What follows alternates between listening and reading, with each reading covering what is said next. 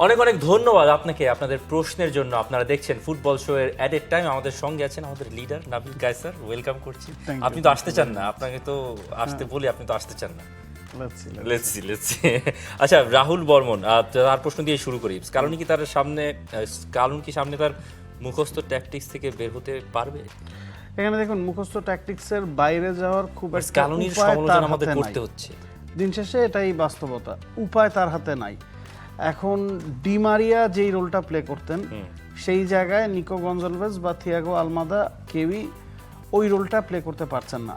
আপনাকে উইং একেবারেই অকার্যকর রাখতে হচ্ছে। ইটস বিকজ ডি মারিয়ার জায়গায় আলমাদা বা নিকো গঞ্জালভেজ কেউই ওই সাইড দিয়ে, লেফট সাইড দিয়ে আসলে পেনিট্রেট করতে পারছেন না।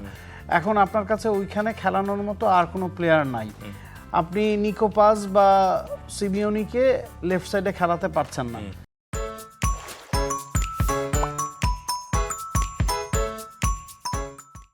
এখন একটাই উপায় বাকি আছে সিমিওনির কাছে, যে মেসি যেহেতু সবকিছুই করতে পারেন, মেসিকে ট্রাই করে দেখতে পারেন। এছাড়া আর কোনো উপায় তার হাতে নাই। সে কারণেই আমার কাছে মনে হচ্ছে যে এই ট্যাকটিক্সের বাইরে যাও তার পক্ষে সম্ভব না। হ্যাঁ, কিছু ট্যাকটিক্যাল পরিবর্তন তিনি ইতিমধ্যেই এনেছেন। ধরুন 4-4-2 ফরমেশনেও আমরা দেখেছি প্রথম দিকের ম্যাচগুলোতে আলমাদা একটু উপরের দিকে থাকতেন।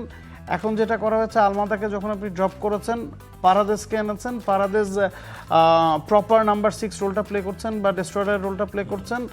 আবার ম্যাকঅ্যালিস্টার বা এনজো ফার্নান্দেজ, ডিপল যখন খেলছিলেন, পারাদেস দলের বাইরে ছিলেন, তাদের কেউই কিন্তু প্রপার নাম্বার 6 না। সে কারণেই আসলে মিডফিল্ড ব্যাটেলে প্রায় সময়ই আর্জেন্টিনা পিছিয়ে পড়ছিল এবং স্কালোনির এর মধ্যে থেকে আসলে সেটা বের করতে হবে। ট্যাকটিক্যাল পরিবর্তন করে খুব একটা লাভ হবে না, কারণ তার হাতে ডি মারিয়া আর নাই। পারেদেসের ইনক্লুশন বা পারেদেসের রোল প্লেইং আমার কাছে বেশ ভালোই লেগেছে, কিন্তু সমস্যা হচ্ছে এনজো মাকালিস্তার মনে হয় না তারা তাদের পুরোপুরি ছন্দে আছেন। তারা ওই স্পেসটুকু কভার করতে পারেন না এবং এক পর্যায়ে যখন এনজোকে নামিয়ে নিতে হলো, তারপর আপনি যখন দেখলেন হোসে ম্যানুয়েল লোপেসকেও খেলানো হলো, তিনি অ্যাসিস্টটা করলেন, কিন্তু মনে হচ্ছিল যে আর্জেন্টিনা বেশি ডেসপারেট হয়ে পড়ছে। আর্জেন্টিনার মানে চোখে মুখে একটা ভয় ছিল, স্কালোনির চোখে মুখে, যে আমরা কি ম্যাচটা হেরে যাবো, আমরা কি পেনাল্টি শুটার পর্যন্ত নিতে হবে এই ম্যাচটা। কিন্তু দর্শকদের চোখে মুখে ওই শঙ্কা ছিল না। এটার কারণ আপনি তো অনেক আগে থেকেই জানেন যে আপনি 10 জনের দলের এগেনস্টে খেলছেন। সুইজারল্যান্ড যেভাবে ডিপ থেকে ডিফেন্ড করেছে, কখনো কখনো ডি বক্সেও 10 জন ছিল, আমি গুনে দেখেছি ডি বক্সে একটা সময় 10 জন প্লেয়ার দাঁড়িয়ে ছিল। ডি এরিয়াতে একজন, বাকি 9 জনের ভিতরে। যে সুইজারল্যান্ডের কাছ থেকে খুব বেশি কাউন্টার অ্যাটাকের থ্রেট আপনাকে পেতে হচ্ছে না। তখন আপনি নির্ভর হয়ে যাচ্ছেন যে হ্যাঁ, ম্যাচটা তো পেনাল্টিতে যেতে পারে, তবে ম্যাচটা হেরে যাওয়ার সম্ভাবনা আপনার কাছে কম। যখন একটা দল পুরোপুরি আসলে বাস পার করবে, তখন প্রতিপক্ষের কোচের মনে বা প্রতিপক্ষের প্লেয়ারদের মনে ওই ভয়টা আর থাকে না যে আপনি গোল হজম করতে পারেন। তখন আপনি আল্ট্রা অ্যাটাকিং ফুটবল খেলতে পারেন বা ফুল ফ্লেজেড অ্যাটাকটা করতে পারেন। সেই ভয়টা দর্শকদের মনে এই কারণে ছিল না, যে দর্শকরা জানতো যে আমি 10 জনের দলের এগেনস্টে খেলছি, দিন শেষে আমরা একটা গোল করব অথবা ম্যাচটা পেনাল্টিতে যাবে। পেনাল্টিতে গেলে দিবু মার্তিনেজের ওপর দর্শকদের ওই ভরসা আছে, সে কারণেই কিন্তু আসলে দেখা গেছে যে দর্শকদের মনে ওই ভয় ছিল না। আমি একটা প্রশ্ন নিয়ে যেতে চাই। একজন বলছেন যে হোসে ম্যানুয়েল লোপেস ছেলেটার খেলা কেমন দেখলেন? সে নামার পর খেলা চেঞ্জ হয়ে গিয়েছিল, পাশাপাশি তার ডিফেন্সিভ কন্ট্রিবিউশন আমাকে মুগ্ধ করেছে। এরকম ছেলে স্কালোনি এতদিন বেঞ্চে রেখে কি ভুল করেছে কিনা? আর আলভারেজের গোল কেমন উপভোগ করলেন? এই যেন চিরচেনা আলভারেজ, সেমিফাইনালের আগে দুজন স্ট্রাইকারই ওপেন প্লে থেকে গোল পাওয়াটা কিভাবে দেখছেন? ম্যানুয়েল লোপেসকে কখন নামানো হয়েছে? যখন আপনার হাতে আর কোনো ধরনের অপশন নাই, মানে গোল আপনাকে দিতেই দ্যাট হবে। Means Scaloni well out of option. এখন ম্যানুয়েল লোপেসকে এই দলটাতে এই কারণেই রাখা হয়েছে যে কখনো যদি এমন সিচুয়েশন আসে, কখনো যেটার আশা হয়তো স্কালোনি করেননি, যে আপনাকে উইং ব্যবহার করতে হবে বা দুই পাশ থেকে ক্রস করতে হবে, সেটা করার মতো একজন প্লেয়ারই আছেন, লিওনেল মেসি, যাকে আমরা ইজিপ্ট ম্যাচে সেই কাজটা করতে দেখেছি। তিনি বারে বারে রাইট সাইডে গিয়ে ক্রসগুলো করার চেষ্টা করছিলেন। ম্যানুয়েল লোপেজের হাইট আছে, সেই হাইটটা কাজে লাগানোর জন্যই আসলে তাকে নামানো হচ্ছে। যখন ম্যানুয়েল লোপেজ মাঠে নামেন, তখন একই সাথে আলভারেজ আছেন, লাউতারো মার্তিনেজ আছে। আলভারো এবং লাউতারো মার্তিনেজের পজিশন এমন যে আপনি তাদের দুজনকে নর্মাল সিচুয়েশনে কখনো একসাথে খেলাবেন না। আপনি ওই দুজনকে রাখছেন, সাথে ম্যানুয়েল লোপেসকেও রাখছেন। দ্যাট মিনস আপনার অর্গানাইজেশন বলতে বা ফরমেশন বলতে ওই ম্যাচে তখন আর কিছু বাকি নাই। এখন ম্যানুয়েল লোপেসকে আপনি যখনই খেলাবেন, তখনই আপনার ডিফেন্সে অনেক ফাঁকফোকর বেরিয়ে পড়বে। 10 জনের দলের এগেনস্ট এটা করা সম্ভব, 11 জনের বিপক্ষে না। এক্স্যাক্টলি। আর হোসে মানুয়েল লোপেজকে নামানো একটা ডেসপারেট কল আর কি, একটা গোল দরকার। হ্যাঁ, আর উলিয়ান আলভারেজ সেটা এনে দিয়েছেন দুর্দান্তভাবে। উলিয়ান আলভারেজ গোল নিয়ে প্রশ্ন ছিল, একটা প্রশ্ন ছিল আমার কাছে, সেটা হচ্ছে এই বিশ্বকাপের এই যে আর যে রাকিব আর আলভারেজের গোল কি এইবারের বিশ্বকাপের সেরা গোল হবে? আমার মনে হচ্ছে যে সোফার না, আমার কাছে মনে হয় একটু ভালো ভালো গোল আমরা দেখেছি। আপনি যদি খেয়াল করেন মেসি যে গোলটা শিন দিয়ে করেছেন, দ্যাট ওয়াজ আউটস্ট্যান্ডিং। পা দিয়ে করেননি, আপনি যদি সিচুয়েশন চিন্তা করেন। আবার জুড বেলিংহাম আজকে যে গোলটা করেছেন ওটাও দুর্দান্ত, দ্যাট ওয়াজ আ ক্রুশাল গোল। দেখে হয়তো আপনি বুঝবেন না, কিন্তু ওই ধরনের সিচুয়েশনে যখন আড়াআড়ি পাসটা গর্ডন দেন, তখন তার ফার্স্ট টাচটা আউটস্ট্যান্ডিং ছিল, সেকেন্ড টাচ নিয়েছেন, থার্ড টাচ নিয়েছেন, এরপরে গিয়ে গোল করেছেন। পাওয়ার জেনারেট করেছেন লেফট ফুটে, এবং ওই পাওয়ারের কারণে কিন্তু নিল্যান্ড বিট হয়েছেন, না হলে কিন্তু ওই গোলটাও হয় না।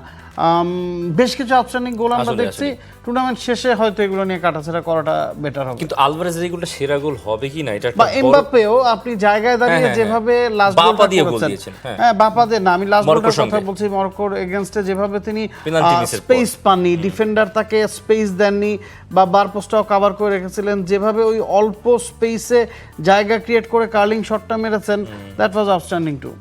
মানে আলভারেজের গোলটা সেরা আমরা বলতে পারবো কখন, যখন সেমিফাইনালে এই গোলের একটা প্রভাব এই দলে পড়বে। মানে যখন আর্জেন্টিনা খুব উইথ ফ্লাইং কালার্স তারা পাস হয়ে যায়, তখন আপনি বুঝবেন যে আলভারেজের এই গোলের একটা ভালো একটা গুরুত্ব ছিল বা দলের উপর প্রভাব পড়েছে। প্রীতম দেব তিনি বলছেন গত বিশ্বকাপের আর্জেন্টিনা আর এই বিশ্বকাপের আর্জেন্টিনার মধ্যে পার্থক্য কি বলে মনে হয় আপনাদের? পার্থক্য অনেক জায়গায়, যেমন এনজো ফার্নান্দেজ, আমি বলছিলাম বিশ্বকাপের আগে এনজো ফার্নান্দেজ 2022-এ যেমন ছিলেন 2026-এ তিনি তেমন নাই। একটা বড় রিজন হচ্ছে ওনার ক্লাব চুজিং। আমার মনে হয় অনেকে দ্বিমত পোষণ করতে পারেন, উনি যে ক্লাবে গেছেন চেলসি, একটা একটা উত্থান পতনের ভিতরে, একটা খুবই বাজে সময়ের ভিতর দিয়ে চেলসি ওই পিরিয়ডটার ভিতরে গেছে। যদিও চেলসির প্রজেক্টের একটা বড় অংশ এনজো ফার্নান্দেজ এখনও। এনজো নিজেকে যেভাবে মেলে ধরতে পারতেন এমন একটা ক্লাবে গেলে, যেখানে ধরেন সাপোজ যে এমন কোনো ক্লাব যারা অনেক বেশি পজিশন নিয়ে অনেক বেশি মিডফিল্ড নির্ভর ফুটবলটা খেলে, তখন ওখানে তিনি অনেক বেশি থ্রাইভ করতে পারতেন। এবং তার রোল ছিল 2022 বিশ্বকাপে number 6। He could dribble, he could shot, he could do everything. Enzo সব করতে পারতেন, ড্রিবল করতে পারতেন, শট করতে পারতেন, যেটা বেনফিকাতে করে গেল, যেই বেনফিকাতে করে তিনি বিশ্বকাপটা চান্স পেয়েছেন। কিন্তু এরপর তিনি যখন ওখানে গেলেন নাম্বার 6 থেকে তিনি নাম্বার 8 হয়ে গেলেন বক্স টু বক্স। তিনি দেখা গেল যে ড্রিবল করার দূরের কথা, চেলসির পায়ে বলই থাকে না। ক্রিস্টাল প্যালেসের সঙ্গে খেলা হলেও চেলসির বল পজিশন ক্রিস্টাল প্যালেসের চেয়ে কম। তো এইসব সমস্যার কারণে, আর এনজোর ইনজুরি নিয়েও কিছু সমস্যা ছিল, তারপরে তিনি এই সিজনটা পার করলেন, এখানে আসলেন। এনজোর যে স্পার্কটা ছিল 2022-এ সেটা নেই। এবং আরও কিছু সমস্যা আছে, ডিমারিয়ার না থাকাটা একটা বড় সমস্যা, কারণ আপনার দলে একজন প্রপার উইঙ্গার নাই। একজন যে উইঙ্গার আছে জুলিয়ান সিমিনো, তাকে আপনি খেলাচ্ছেন না। আর দিবালা যে ডিলেমা, সেই দিবালা ডিলেমা নিকো পাস আর লিওনেল মেসির যে সিস্টেমে ইমব্যালেন্স তৈরি করা, এক সিস্টেমে না খেলা, সেটাও একটা বড় ধরনের গ্যাপ তৈরি করেছে। আমার মনে হয় যে এই সেকেন্ড হাফে যে কোনো প্লেয়ার আমি দেখতে চাই, এটা হচ্ছে Nico Paz, not Jose Manuel Lopez. Jose Manuel Lopez ধরেন সিজনের মাঝখানে এসেছেন, পালমেরাস থেকে একটু ফ্রেশ আছেন, হয়তো সেই হিসেবে খেলিয়ে দিয়েছেন। কিন্তু নিকো পাস আমার মনে হয় যে দরকার ছিল, মানে কোনো একটা স্টেজে একটা মিনিট, আই ডোন্ট নো, মানে এইসব ক্রাঞ্চ মোমেন্টে তাকে টেস্ট করাই ভালো। বলা হচ্ছে যে নিকো পাস, সিমিওনি বা বার্কো বা লো সেলসো তারা কি আন্ডার ইউটিলাইজড হয়ে থাকছেন কিনা। এখন স্কালোনি ঠিক করে নিয়েছেন, হ্যাঁ এরাই আমার সেরা 11 বা এরাই আমার সেরা 15 জন, আমি এদের উপর ভরসা করি, আসলে হয় টুর্নামেন্ট জিতবো বা টুর্নামেন্ট থেকে ছিটকে যাব, এর বাইরে আমি আসলে খুব একটা যেতে চাচ্ছি না। লেটস সি, এই দলটা থেকে যখন মেসি বেরিয়ে যাবে তখন হয়তো নিকো পাস ওই রোলটা প্লে করবেন। দিবালার ক্ষেত্রে যেটা হয়েছিল, নিকো পাস আর ক্ষেত্রেও সেটা হচ্ছে, তবে সেটা খুব বেশি সময়ের জন্য আসলে হবে না, যেটা নিকো পাসের জন্য একটা অ্যাডভান্টেজ। পরের প্রশ্নে যদি যাই, তানভীর আহমেদ বলছেন, do you think Scaloni should change his tactics, bringing on some Simeone in the second half to increase the intensity and put in more crosses? Shouldn't Barco and Nico Paz be introduced as well? যেটা নিয়ে আমরা আসলে কথা বলছিলাম এতক্ষণ ধরে। লো সেলসোর কথা বলা যায় যে একটা ম্যাচ সুযোগ পেয়েছেন, আউটস্ট্যান্ডিং একটা গোল ছিল, মিডফিল্ড ব্যাটেলে তিনি যথেষ্ট ধরনের কার্যকারিতা দেখাতে সক্ষম হচ্ছেন, এরপর তাকে সুযোগ দেওয়া হচ্ছে না। এনজোর কথা আপনি বলছিলেন এর আগের প্রশ্নেই, আমি ম্যাকালিস্টারের ক্ষেত্রে একই ধরনের মত প্রকাশ করতে চাই। হ্যাঁ, লিভারপুলের ক্ষেত্রে বা চেলসির ক্ষেত্রে আপনি যেটা বলছেন সেটা হয়তো একটা, তবে 22-এর ম্যাকালিস্টারকে 26-এ এসে খুব একটা খুঁজে পাওয়া যাচ্ছে না। এনজো, কিন্তু still তিনি একটা গোল করে দিয়েছেন। গোল করেছেন that was a good goal too. হেডারে এনজো গোল করেছেন, হেডারে ম্যাকঅ্যালিস্টার গোল করেছেন, সেগুলো আবার তাদেরকে আত্মবিশ্বাস দিবে ফর দ্য বিগ সেমিফাইনাল। আর যেই প্রসঙ্গ নিয়ে বলছিলাম আসলে আর্জেন্টিনার প্রসঙ্গে আরেকটা প্রশ্ন আছে। মোহাম্মদ মেহেদী হাসান, আর্জেন্টিনা যেভাবে বিশ্বকাপ শুরু করছে আর মেসি বিশ্বকাপের সেমিফাইনাল অথবা ফাইনাল খেলে, তাহলে কি মেসি ব্যালন ডি'র জিততে পারবে? আপনাদের কি মনে হয়? মেসির ব্যালন ডি'র জেতার চেয়ে মেসির বরং আমার মনে হয় যে বিশ্বকাপ জেতাটা বেশি জরুরি। মানে মেসি এখনও যে ধরনের হাঙ্গার তিনি দেখাচ্ছেন, এটা মনে হয় না অভূতপূর্ব? আপনি কল্পনা করেছিলেন নাবিল কাসের? আমি কল্পনা করিনি। মানে এই ধরনের হাঙ্গার তার থাকবে এবং তিনি যেভাবে জার্সিগুলো সেলিব্রেট করলেন এই জয়টাও, মানে হি স্টিল গোয়িং ফর না। দেখুন, এই টুর্নামেন্ট শুরুর আগে আমার একটা মতবাদ ছিল যে যদি পর্তুগাল বিশ্বকাপ জেতে, সেক্ষেত্রে কি মেসি রোনালদো ডিবেটটা আবার ফিরে আসবে। আমার কাছে মনে হয়েছিল যে মেসি 2022 বিশ্বকাপে যা করেছেন রোনালদোর পক্ষে 2026 এসে সেটা করা সম্ভব না। মেসিও 22 বিশ্বকাপে যেটা করেছেন মেসির পক্ষে 26 এসে সেটা করা সম্ভব না। আমরা সবাই ধরেছিলাম যে 25 বছর বয়সী একজন আর 39 বছর বয়সী একজন এক না, 37 বছর বয়সী একজন এবং 41 বছর বয়সী একজন ফুটবলার এক না। তবে মেসি ওই জিনিসটা বদলেছেন। আমরা এখনও দেখছি যে মেসি তার সেরা ছন্দে থেকেই ফুটবলটা খেলছেন এবং মেসি ডেলিভার করছেন ডে ইন ডে আউট, যে কোনো প্রতিপক্ষের এগেনস্টে এবং যে কোনো উপায়। কখনো নিচে নেমে এসে, কখনো বিল্ড আপের সহায়তা করে, হ্যাঁ ট্র্যাকডাউন তিনি করছেন না, তবে বিভিন্ন রকমভাবেই তিনি গোল করছেন। 8টা গোল করেছেন, টপ স্কোরার, আবার 2টা পেনাল্টিও মিস করেছেন। তো দিন শেষে অ্যাসিস্টও তার আছে। গেল ম্যাচে অ্যাসিস্ট ছিল, এই ম্যাচে অ্যাসিস্ট ছিল, 10টা অ্যাসিস্ট বিশ্বকাপে। Is wow, something else. আপনি তাকে সংজ্ঞায়িত করতে পারবেন না, সে কারণেই তিনি মেসি। তবে মেসি যদি বিশ্বকাপ আবার জেতেন, মেসি যদি বিশ্বকাপ জেতেন, সেক্ষেত্রে মেসিকে গোল্ডেন বুটও জিততে হবে। মেসির গোল ছাড়া আমার মনে হয় না যে সেমিফাইনাল এবং ফাইনালের বাধা আর্জেন্টিনা টপকাতে হবে। মেসি যদি বিশ্বকাপ জিতেন, সেক্ষেত্রে মেসিকে একই সাথে গোল্ডেন বুট এবং গোল্ডেন বল জিততে হবে। এবং আপনি যদি গোল্ডেন বুট এবং গোল্ডেন বল জিতেন, সাথে বিশ্বকাপ জেতেন, আমার কাছে মনে হয় না তখন চ্যাম্পিয়ন্স লিগ বা লা লিগা বা ইপিএল খুব বেশি কাউন্ট করা হবে। এবং নামটা মেসি দেখে আরো বেশি কাউন্ট করা হবে না। মানে ব্যালন ডি'র একটা বড় অংশ তো ভোট দিয়ে, অবশ্যই দেখবেন যে ওই যে হ্যারি কেইনও গিয়ে নিয়ে মানে অন্য কাউকে না দিয়ে মেসিকে ভোটটা দিয়ে আসবেন। ঠিক আছে, আপনারা ভোটটা দিতে পারেন, আসলে বলা যায় না, এনিথিং ক্যান হ্যাপেন। এবং সামনের ম্যাচটা অনেক কিছু বাকি। সামি একটা কথা বলছেন যেটা আমার কাছে মনে হয় আর্জেন্টিনার এখন পর্যন্ত সাম আপ। আর্জেন্টিনার টিম বন্ডিংই তাদের এখন পর্যন্ত সেমিফাইনাল যাওয়ার মূল ট্রিক্স কিনা। টুর্নামেন্টের শুরু থেকে আমরা এটা জানি, এই আর্জেন্টিনা দলের অনেক ফাঁকফোকর আছে, এই আর্জেন্টিনা দলের অনেক দুর্বলতা আছে। তবে এই আর্জেন্টিনা দলটা মেসির জন্য খেলতে জানে, এই আর্জেন্টিনা দলটা এক হয়ে খেলতে জানে। টিম বন্ডিং 22-এও আর্জেন্টিনার সবচেয়ে বড় শক্তি ছিল, 26-এও আর্জেন্টিনার সবচেয়ে বড় শক্তি, এবং 22-এ সেটা খুব একটা দেখা না গেলেও এই যে কঠিন ম্যাচগুলো আর্জেন্টিনাকে পার করতে হচ্ছে, তখন আরো বেশি ফুটে উঠছে সেটা। এক্স্যাক্টলি। আর টিম বন্ডিং ইন্টারন্যাশনাল ফুটবলের সব থেকে ভাইটাল জিনিস। মানে এত কমপ্লিকেট করার কিছু নেই, কারণ ইন্টারন্যাশনাল উইন্ডোতে বা ইন্টারন্যাশনাল টিমগুলোর সঙ্গে কোচ কতদিন সময় পান? কারেক্ট, ঠিক না? আপনি ক্লাব তো এটা যেটার জন্য অ্যাঞ্চেলো থেকে ভুগতে হয়েছে। হ্যাঁ, আপনি তো চাইলেই সকালবেলা ডেকে বিকেল পর্যন্ত ট্রেনিং করাইতে পারবেন না। আপনার ম্যাচের আগে ওই নির্দিষ্ট 1 ঘন্টাই ট্রেনিং করাইতে হবে, সুইমিং সেশন বা সবকিছু একটা প্ল্যান মাফিক যেতে হবে। ব্রাজিল ভক্তদের বা ব্রাজিল ফ্যানদেরকে এই জিনিসটা বলতে চাই যে 2030-এ অ্যাঞ্চেলোত্তি দায়িত্বে থাকবেন, থাকার কথা, থাকলে আপনি একটা অন্য ব্রাজিলকে দেখতে পাবেন। কারণ অ্যাঞ্চেলোত্তি যেভাবে 4টা ম্যাচ খেলেছেন, সেই 4টা ম্যাচে ডে বাই ডে ব্রাজিল কিন্তু ইমপ্রুভ করেছে। পঞ্চম ম্যাচে গিয়ে হয়তো তিনি পারেননি, হালান্ডের কাছে তিনি হেরে গেছেন, তবে ইমপ্রুভমেন্টটা চোখে পড়ছিল। আপনি যদি দেখেন বিশ্বকাপের আগে 1 বছর আগে তিনি দায়িত্ব নিয়েছেন, কিন্তু কদিন তিনি আসলে ফুটবলারদের পেয়েছেন। এক একটা উইন্ডোতে, ইন্টারন্যাশনাল উইন্ডোতে 5 দিন 6 দিন আপনি ফুটবলারদেরকে পান। সেই সময় আপনি সবকিছু ওলটপালট করে ফেলবেন না, নতুন করে ভাঙবেন করবেন, সেটা সম্ভব না। একটা লম্বা সময় তিনি ফুটবলারদের পেয়েছেন শুধুমাত্র বিশ্বকাপের সময়, এবং ওই যে 15-20টা দিন তিনি একসাথে পেয়েছেন, সেটার ছাপ কিন্তু তিনি মাঠে দেখিয়েছেন। সে কারণে আমার কাছে মনে হয় 2030-তে Brazil will be different under Ancelotti. একটা প্রশ্ন জুনায়েদের প্রশ্ন, আনন্দ ভাইয়ের কাছে প্রশ্ন, আপনি কি মনে করেন এমবোলোর ওই চ্যালেঞ্জটা কি ইয়েলো কার্ড ডিজার্ভ করে না? আচ্ছা, আমার কাছেও এই ধরনের একটা প্রশ্ন আছে। কনফিউশনটা, ইফতেখার ইউসুফ রিপ্লে দেখে ব্যক্তিগতভাবে তার মনে হয়েছে ফাউলটা করেছেন লিয়ান্দ্রো পারেদেস, তাহলে ব্রিল এমব্রোলোকে লাল কার্ড দেখানো হলো কেন? এই সিদ্ধান্তের পেছনে রেফারির যুক্তি কি? মিস্টেকেন আইডেন্টিটি, মানে এবারেই ফিফা ওয়ার্ল্ড কাপে বা ফিফার রুল বুকে এটা অ্যাড হয়েছে। মানে আপনি ধরেন খেলার মাঝখানে কিছু একটা হলো, একটা ফাউল হলো, একটা সিচুয়েশন হলো, আপনি একজনকে ইয়েলো কার্ড দেখালেন, তারপরে ভিআর ইন্টারভিন করতে পারে যদি সেখানে মিস্টেকেন আইডেন্টিটির ব্যাপার স্যাপার থাকে। ধরুন ফাউলটা লিয়ান্দ্রো পারেদেসের বদলে রদ্রিগো দে পল করেছেন, তখন ভিআর ইন্টারভিন করবেন, ইন্টারভিন করে বলবেন যে আপনার ইয়েলো কার্ডটা ভুল মানুষকে দিয়েছেন, ওনার বদলে উনাকে দিতে হবে। তো এখানে সিচুয়েশনটা হয়েছে উনি সিমুলেশন করেছেন, ঠিক না, তিনি কোনো কন্ট্যাক্ট ছাড়াই ডাইভ দিয়েছেন। এখানে পুরো ইয়েলো কার্ডটা এদিক থেকে ওই দিকে হয়ে গেছে। আমাদের জন্য আরো ক্লিয়ার করা হয়, সিমুলেশনের মানে হচ্ছে আপনি কোনো অভিনয় করছেন কিনা।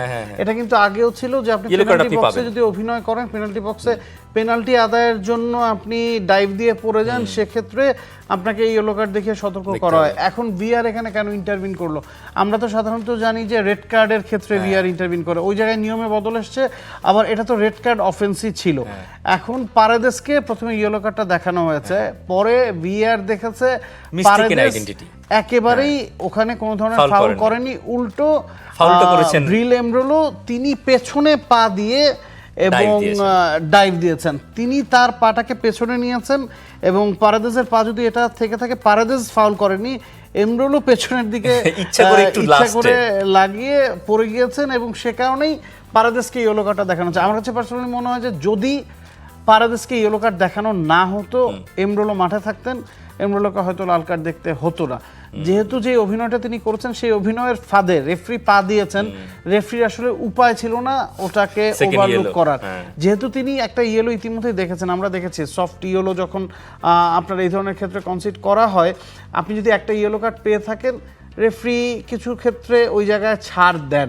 এখন রেফারি যদি জানতেন যে পারেদেসকে তিনি ইয়েলো কার্ড দেননি, সেক্ষেত্রে হয়তো এমব্রোলোকেও স্টিমুলেশনের জন্য তখন ইয়েলো কার্ড না দেখালেও পারতেন এবং ম্যাচটা 11 জন ভার্সেস 11 জন হতো। যেহেতু তিনি তার অভিনয়ে পড়ে গিয়েছেন এবং অভিনয়ের ফাঁদে পা দিয়ে ফেলেছেন, তখন আসলে তার আর ইয়েলো কার্ড না দেখিয়ে, এক্সট্রা সেকেন্ড ইয়েলো কার্ডটা না দেখিয়ে উপায় ছিল না। এবং এমব্রোলো আমার কাছে মনে হয় না যে ইচ্ছা করে করেছেন, হয়ে গেছে হিট অফ দ্য মোমেন্টে। হি ওয়াজ আনলাকি, বাট দ্যাট ওয়াজ মানে আপনি যদি যুক্তি নিয়ে আসেন, আপনি যদি নিয়ম মানতে যান, সেক্ষেত্রে এটা রেড কার্ডই হয়। এক্স্যাক্টলি, সেকেন্ড ইয়েলো তারপরে রেড কার্ড। আমার কাছে প্রশ্ন আর একটাই আছে, Mohammad Shaon Islam, best midfielder of World Cup 2026, it's Jude Bellingham. No doubt on that. Hey Jude, no doubt on that, because একজন মিডফিল্ডার নাম্বার 10 রোলে খেলছেন, তিনি 6টা গোল করেছেন। That's good enough for immense player to become the best midfielder. এবং আমার মনে হয় কি ওই প্রথম গোলটার আগে মনে হচ্ছিল যে আচ্ছা মেসি কি মিডফিল্ডার? না, মেসি ফরওয়ার্ড। আচ্ছা মেসি ফরওয়ার্ড না, কারণ তিনি তো সব জায়গায় খেলেন। আপনি ধরেন বেস্ট প্লেয়ার হিসেবে করে ধরেন মেসিকে রাখতে পারেন, কিন্তু স্টিল মানে ফিফার দেখলাম যে কি বলে ফিফা একটা পাওয়ার রেঙ্কিং ব্যবস্থা করেছে, ওখানে দেখলাম যে অ্যাটাকিং এর প্লেয়ার মধ্যে সবার উপরে এমবাপ্পে, মেসি নেই, মেসি 2 নম্বরে। যাই হোক, আমার আপনার শেষ প্রশ্ন। অনেক ডান, এর টাইম দেখার জন্য অনেক ধন্যবাদ। অল্প চালে ছেড়ে দিলাম। আর সারা দেশে আসলে অনেক বৃষ্টি হচ্ছে, বন্যা কবলিত এলাকায় বা বন্যা শঙ্কায় আপনারা মানে সতর্ক থাকবেন এবং ঘরের ভেতরে থাকবেন। আমিও জানিয়ে রাখতে চাই, আনন্দ থাকার কথা ছিল, আনন্দ এই বৃষ্টির কারণে না আসায় আমাকে বসতে হয়েছে। এক্স্যাক্টলি, মানে আমরা এখানেই ছিলাম, আমরা ঘরে ছিলাম না, এখানেই রাত এখানেই দিন, সেজন্য আমরা এর টাইমটা করতে পেরেছি। অনেক ধন্যবাদ এবং সতর্ক থাকবেন, সাবধানে থাকবেন, মানে প্রতিবেশীদের সাহায্য করবেন এই দুঃসময়। For more updates, subscribe to our YouTube channel and click on the bell icon. Follow us on Facebook and Instagram. Download T-Sports app to enjoy exciting games and highlights. Visit tsports.com.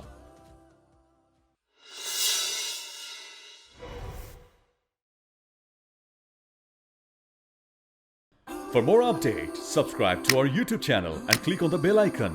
Follow us on Facebook and Instagram. Download T-Sports app to enjoy exciting games and highlights. Visit tsports.com.